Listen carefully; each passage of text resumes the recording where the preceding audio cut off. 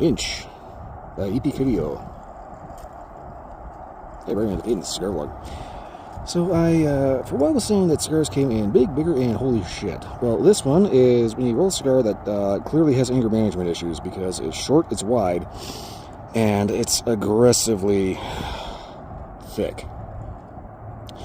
So, the question now is, can I actually get this cut without knocking the camera out of the tree? Give me 1 second here. Yeah. Work with me, please. Thank you. Okay, so far so good.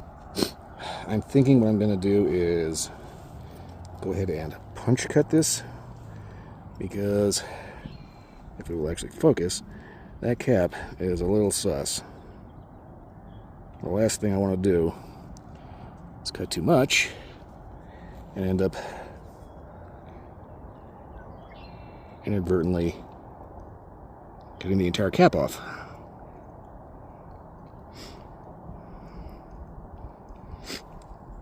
This may be a case of easier said than done, especially when I'm trying to film in a tree.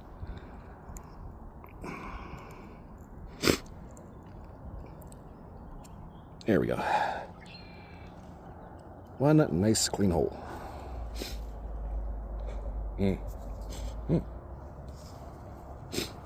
Okay, so draw test, I think that was kind of a wasted effort, because that is a little snug as is. So if I can manage to actually get my punch cutter back together, let's go ahead and be extremely careful and see if we can get a proper double cut.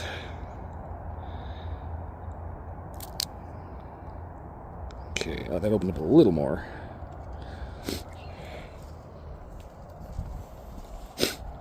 Okay, so far, just a draw test. Very sweet, in a good way. So, let's see how it sparks up.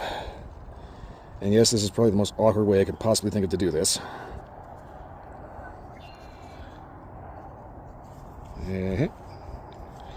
Always nice to get ash all over your hand.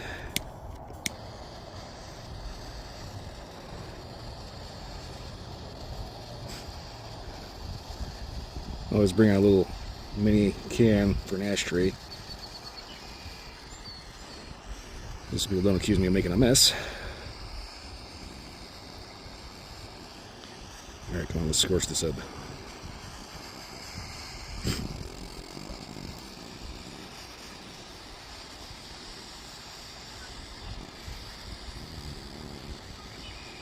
This is the problem with big ring gauges. Actually getting them evenly lit can be a bit of a time-consuming pain in the ass. Ah, fuck.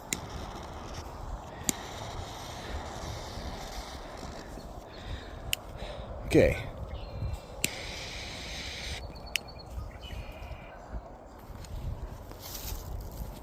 It's a little awkward.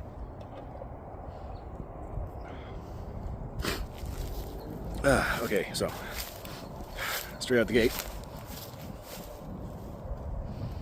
this is not going well.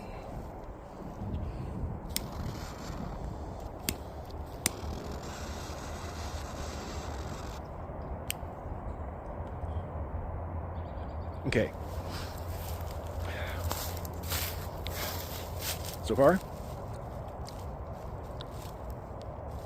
touch of spice in the back of the throat. Want to say clean tobacco? And something else I can't quite put my finger on.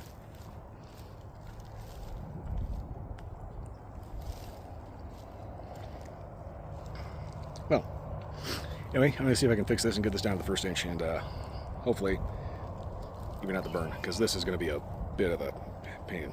That's the problem with big ring gauges. They don't like to light evenly. So, yeah, wish me luck.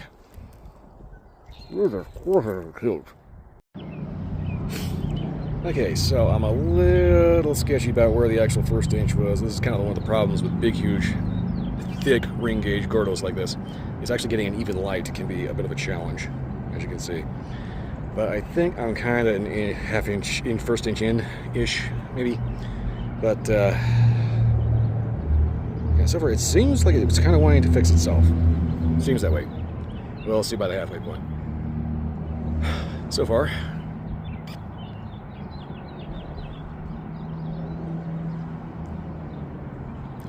there is definitely a spicy note to it. I want to say something slightly coffee-ish. Clean tobacco. It's kind of subtle, at least in the beginning here. So far, I'm thinking this is one of those cigars that's going to build as it goes. So we'll end up getting this down to the halfway point and see if anything actually does build. Because so far, there's stuff there, but it's real subtle, which tells me it's going to have a bang later. So anyway, I'll get this down to the halfway point. Hopefully everything will kind of stabilize and not require too many touch-ups. And yeah, I'll get back to you then. Oh, wait, if anybody can see my shirt, I'm not actually sponsored by Federal Premium. That would be very, very nice, though, but they don't make my caliber. Okay, so we're about at the halfway point here. And I don't know if you can see that well enough, but I'm starting to notice a little bit of tar. And I don't know if that's because I initially punch cut it or did something wanky, but a little odd. Burn-wise, though, it has needed a couple of touch-ups, and that's 100% my fault because it's huge, right? But to its credit, it very much seems like it's trying to autocorrect and stabilize itself. Flavor-wise, though,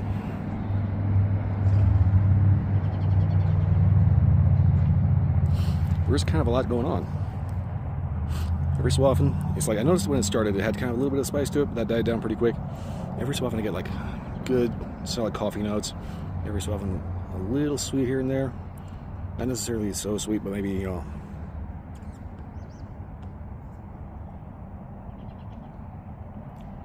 Every so often, kind of an earthy note. So the good thing is that everybody's going to be getting a little something different off of this because there is a lot going on and everybody's taste buds are a little different, right? And that said, it's one of those things that Gordos are hard to make and they're hard to smoke. You kind of have to double, sometimes triple puff on them just to get a mouthful, and if you're not careful, you can overheat very easily.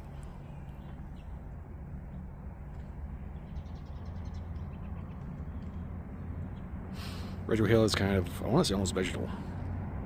A little bready. But anyway, like I said, there's a lot going on in this. But so far nothing's really standing out and grabbing me. Everything does, however, kind of mesh pretty nicely to make an overall pleasant experience. Provided, of course, you can, well, not have lewd thoughts trying to puff on this and get really, really self-conscious about it. Anyway, I'm going to go ahead and get this down to the nub and figure out if anything wakes up, changes, or tries to jump down my throat. See you at the nub. Okie doke. Pretty much down to the nub. Flavors are starting to just wash out and turn into hot tobacco, especially because you have to puff so hard on this just to get anything out of it at all. But that said, when you get it right, there's a lot of flavors going on. I'm going to say it's predominantly a good coffee cigar. So here's the thing. I tend to liken cigars to music, right? You have the symphony and the rock concert. The symphony, you have a bunch of different parts coming together for a cohesive whole, whereas the rock concert, you've got that one epic guitar solo that stands out and grabs your attention, right? This is definitely on the symphony side. There's a lot of different flavors going on, but predominantly, there's like a borderline baking spice, a little earthiness, a lot of good coffee notes. Retrohale has kind of a slightly bready, almost baking spice kind of note. Overall, not bad. And I did notice there was some tarring, but nothing to really kind of poo-poo the overall experience. Like I said, good coffee cigar. I would tell you maybe look for these in a slightly smaller ring gauge, but I don't think they make these in anything smaller than 1 inch. That's kind of the whole point of the name, right? Anyway, not much else to say. If you can find them, definitely check them out. Just be careful because they are a handmade product. Every single one of them is going to be a little different. This is the sample size of one. I do have more of them, so maybe just this one was a little wanky, but overall,